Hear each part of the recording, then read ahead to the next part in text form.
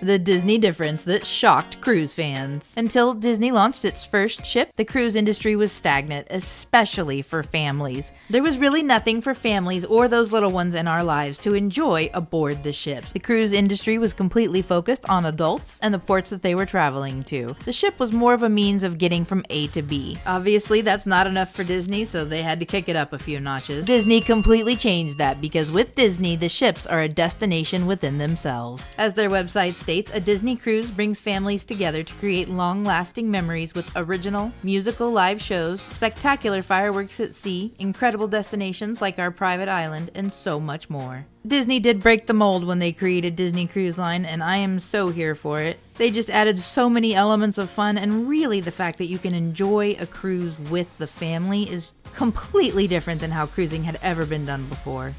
One of the ways they make the ship a destination within itself is their Broadway quality live shows. While you're off sailing for adventure in the great wide somewhere, be spellbound by a dazzling musical inspired by live action movies. And for example, they have a few originals like Disney's Dream or Believe. They also have Beauty and the Beast, Aladdin, Frozen, and more. Another way is number 2, characters. They have multiple ways you can interact with characters on Disney Cruise Line, one of them being a character call. Once you've booked that vacation, you can go online and book a character call. There's a few different characters and some details that you'll want to enter about your specific destination. And then you can surprise the family with a really fun announcement of your cruise. The Princess Gathering is another unique to Disney Cruise Line. You will want to sign up for this in advance when you're doing your online check-in. If you didn't get it online before your cruise, go to guest services when you get there, see if they can help you out with that. The Princess Gathering is a meet and greet, but like I said, you schedule it ahead of time. You do need a ticket for it. There is no cost, but you need a ticket. There will be 4 princesses, and they will line up and get to meet each 4 in a row. They don't have to stay in line for each one of the 4. There's one line, and then you get to go meet the 4 as you go through. Really a lot of fun, and some of the past princesses that they've had are Aurora, Tiana, Rapunzel, Ariel, Cinderella, Snow White, and Belle.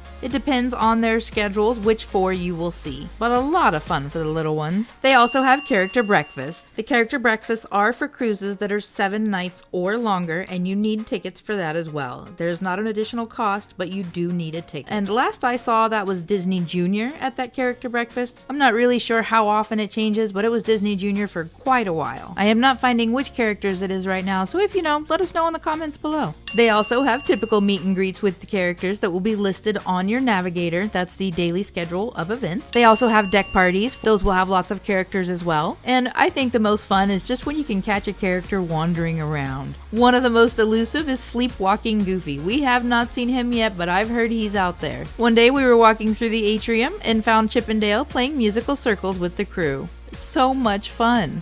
Just to watch them have fun. So we really love seeing the characters on the cruise. That takes us into number 3, themed cruises. There are definitely not any other cruise lines that are gonna do a theme like Disney.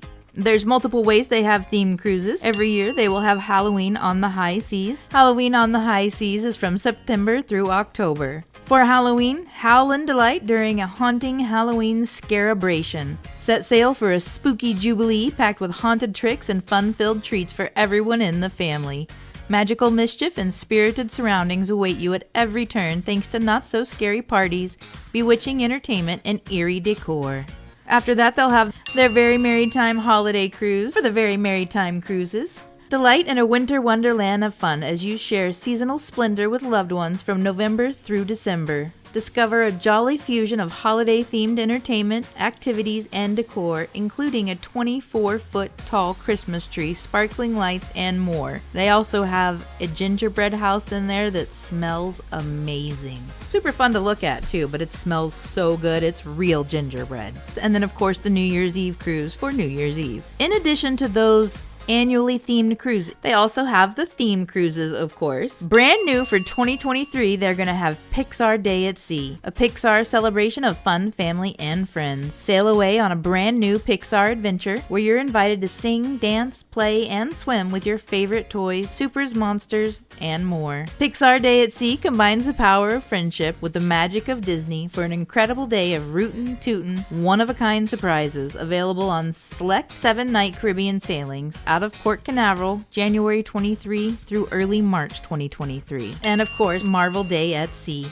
a super celebration. Take a stand with some of Marvel's mightiest for a heroic day filled with one-of-a-kind entertainment, unforgettable superhero sightings, and special offerings for the entire family. These are available on select 5-night cruises from Miami to the Bahamas and the Western Caribbean. Snap photos of superheroes and brave training sessions with some of Marvel's greatest, such as Spider-Man, Iron Man, and Captain America. There will be photo ops with your favorite characters, character sightings such as Captain America, Thor, Loki, Doctor Strange, and more. They have a Marvel Heroes Unite with more than a dozen favorite Marvel superheroes coming together for a grand extravaganza, a Star-Spangled USO show, and of course, a Mickey and Friends Super Celebration, as well as many other Marvel activities throughout the day. Which brings us to number 4, youth clubs. And Disney, of course, took it to a whole nother level. They have a nursery for your little ones up to age 3, the Oceaneer Club and Lab, ages 3 to 12, Edge for ages 12 to 14, and Vibe for ages 14 to 17. A lot of cruise ships have youth clubs that look a little bit like going to camp. Board games, tables, drawing, etc. Now, Disney Cruise Line is going to have that, but they're going to have so much more. For example, on the Disney Wish, they have Star Wars Cargo Bay. There's a lot of interactive animation, Star Wars themed, Marvel themed, princess themed. They have a fun slide on the Wish that takes the youth down to the club, and they also have open houses for these youth clubs. So if you're an adult that wants to go play, feel free, but make sure you do it during the open house. Another fun thing that they have is the youth clubs is they will get special visits from characters. They even have a Pluto pajama party on some cruises. Really a lot of fun for the little ones. Number 5, they have fireworks. That's it. That's its whole thing. They have fireworks at sea. It's just much cooler at sea. There's not as much light, so they really stand out. They did have to get special permission, and they are the only cruise line that is able to do fireworks at sea. And number 6, of course, rotational dining. Before Disney, dining was done differently. They would typically have one restaurant that's just generic, pretty, but generic, and that's where your main dining is at every night. And then they will have specialty restaurants that you pay for. With Disney Cruise Line, of course, they have specialty restaurants as well, and they are phenomenal. But their main dining is completely different. They have 3 main dining rooms. Each one is themed. You'll have a head server, an assistant server, and a main server. And that 3-person team will travel with you every night of your cruise to each main dining restaurant. If you are going to one of the specialty restaurants, they will not be there. They have their own servers at the specialty restaurant. And it's a good idea to let your wait team know when you are going to be at a specialty restaurant the next night so they know not to wait for you. There are 3 main things that they have done completely differently with rotational dining. One is they have 3 choices and they are themed. Second, you have the rotational dining where your wait service team will travel with you. And third, Disney Cruise Line does seat families together for dinner. So if you do not want to be sitting with another family, make sure you reach out and request that. They will not guarantee it, but we have received our own table every time we have requested it. And some people really like the aspect of dining with new people. For example, when we went on our first cruise, I was a single mom and my son was a teenager in Vibe. We were not aware of being sat with other people and did not make that request, and I'm glad we didn't because we were seated with 2 other single mothers and their teenage boys, and it was just a lot of fun to be able to have other people to communicate with throughout our cruise. And of course, the most fun thing about Disney Cruise Dining is that it's themed. It's so fun.